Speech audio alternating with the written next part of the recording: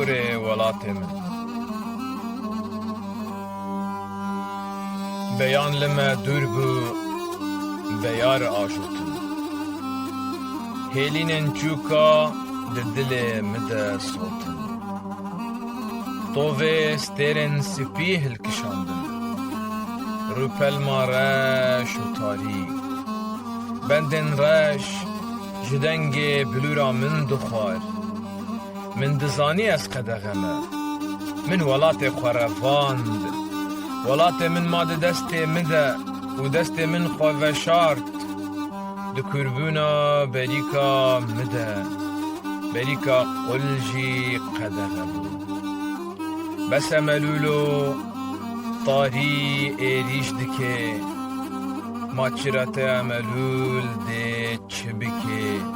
Ma welatê tirsê çi qasî firehe. Ez westiyam babo rawestiyam dergeh kilîtkirîne. Ez du pelê bim dema firşikê tirsê tevlî xûna mikirin.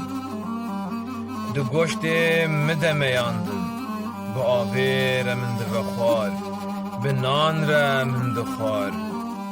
Şev dirêj e, ji rîsê tevnan dirêjtir e. Ev dile çend hezar car hatiye cûtin. Guhanê van xewna çend hezar car hatiye dotin. û cara dawî di devê wî dê wî de hatiye guvaştin.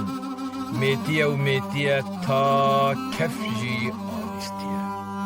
Waniye hewildanên ken mirîne negirî melûlo.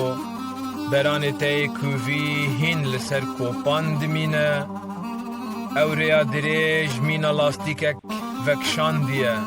Li xwe divegerê bi dilê xwe bibihîze. Dengê bilûrê zelal e. Pêleke ji avakaniya spî ye. Binhêre binhêre. Bînahiya dilê te li te vegeriya. Bibihîze evçîkên zayînê ne. Ji malzaroka şevê ve rojza bikene. Bireve raweste. Mizgîniya te pîroz e bêje. De bêje te çi divê. Toza biken û giriyê min ve. Xwehdana zuhabûyî bicênîka min ve. Li min binêre yan li min nenêre.